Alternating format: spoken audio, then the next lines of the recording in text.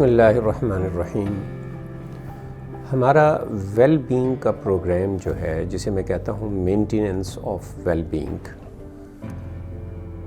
یہ اس چیز پر مشتمل ہے کہ ہماری ایک ایسی اسٹیٹ ہو مائنڈ کی اور باڈی کی جس میں ہم بہترین فنکشن کر سکیں۔ ہمارے جو رشتے ہیں وہ بہت ہی اچھے طریقے سے استوار ہوں اور ان کو مینٹین رکھا جائے، ہمیں انرجی فیل ہو، ہمیں جو ہے وہ زندگی میں ایک ہوپ نظر آتی ہو، اور زندگی کے ساتھ ایک تعلق ایسا شاندار بن جائے کہ جس میں جو کام بھی ہم کریں وہ ہماری زندگی میں ایک پازیٹیو اضافہ کرتا چلا جائے۔ ویل بینگ کی یہ اسٹیٹ جو ہے یہ اس لیے ضروری ہے کہ اس کے بغیر ہماری زندگی ایک پیسیو چیز کی بن جاتی ہے، جو کہ سمندر میں جو لہریں ہیں ان کے رحم و کرم پر ہوتی ہیں۔ حالات اسے ادھر سے ادھر لے جائیں، حالات ادھر سے ادھر لے جائیں، زندگی میں جو کچھ بھی ہو رہا ہے وہ اس طرح ہو کہ جس میں آپ جو ہے بس پیسیولی بیٹھے ہوئے ہیں اور زندگی کو سروائیو کر رہے ہیں لیکن گزار نہیں رہے۔ اب ویل بینگ کی یہ جو اسٹیٹ ہے یہ ہمارا مقصد ہونا چاہیے کہ ہم اس کو حاصل کریں۔ آئیے مل کے انڈرسٹینڈ کریں کہ یہ اسٹیٹ ہم کیسے حاصل کر سکتے ہیں۔ دیکھیے، اس سے پہلے کہ آپ ویل بینگ کو ڈیفائن کریں، آپ کو اپنی ذات کو ڈیفائن کرنا پڑے گا کہ میں کون ہوں۔ کیا میں صرف یہ فزیکل باڈی ہوں؟ کیا یہ جسم ہی میں ہوں، یا میں اس سے علاوہ بھی کچھ ہوں؟ اگر تو صرف میں جسم ہی کو اپنا سب کچھ سمجھتا ہوں تو پھر اس جسم کو خوبصورت بنانے میں، اس کو اسٹرانگ بنانے میں، اس کو جو ہے وہ سنوارنے میں میری ساری انٹرسٹ ہو جائے گی۔ میں ویل بینگ ہی اسی کو سمجھوں گا۔ اگر اس میں کوئی ڈیزیز آئے گی تو میں اس کا علاج کروں گا۔ لیکن اگر میں اس سے زیادہ کچھ ہوں تو پھر مجھے وہ جگہیں دیکھنی ہوں گی کہ ان کی ویل بینگ بھی درکار ہے میری ویل بینگ میں۔ تو اصل میں انسان یا میں 3 صفات پر مشتمل ہے۔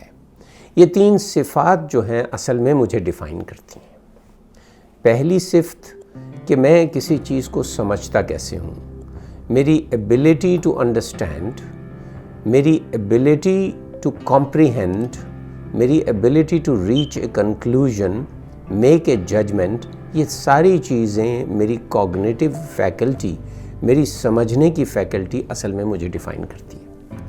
اگر یہ بہتر ہے، یہ کرسپ ہے، یہ کلیئر ہے، اس میں کرٹیکل تھنکنگ انوالو ہے، اس میں جو ہے وہ بائسز کم سے کم ہیں، تو یہ میری کوگنیٹیو ایبیلٹی کی 1/3 پارٹ کی جو ہے وہ ویل بینگ ہو جائے گی۔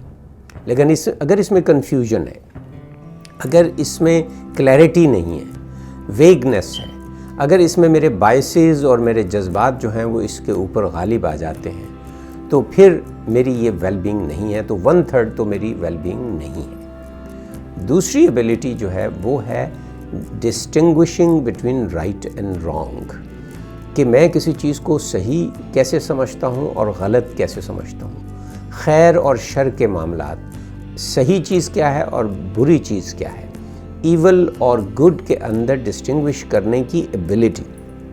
اب اگر میری یہ ایبیلٹی گڈمڈ ہو گئی ہے اور مجھے پتہ نہیں چل رہا کہ خیر اور شر کیا ہے، تو یہ میری دوسری فیکلٹی، دوسری صفت ہے جو مجھے ڈیفائن کرتی ہے۔ اگر اس کی ویل بینگ مجھے چاہیے تو مجھے اس کو بہتر کرنا ہے، اس کے اندر جو ہے کلیئرٹی لانی ہے۔ اور اگر اس کے اندر کلیئرٹی نہیں ہے اور میری ایبیلٹی یہ ماند پڑ گئی ہے، کند ہو گئی ہے، تو پھر میرا 1/3 جو ہے وہ ویل بینگ نہیں ہو سکتی۔ تیسری میری ایبیلٹی ہے to appreciate beauty in life.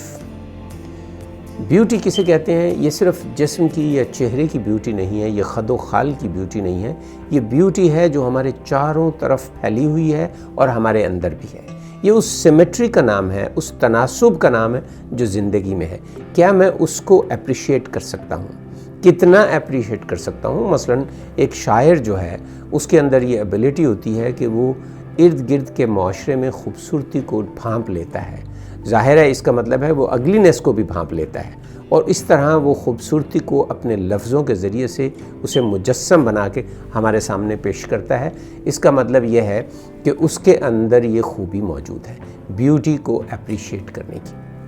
تو یہ 3 صفات ہماری سمجھ بوجھ کی، خیر و شر کے درمیان ڈسٹنگوش کرنے کی اور ہماری خوبصورتی کو اپریشیٹ کرنے کی، یہ 3 صفات اصل میں میرا جسم کیری کر رہا ہے۔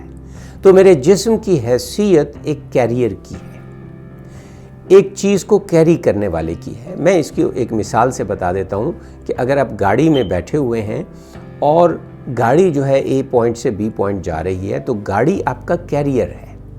گاڑی اصل میں آپ نہیں ہے، وہ آپ کو پوری طرح ڈیفائن نہیں کرتا۔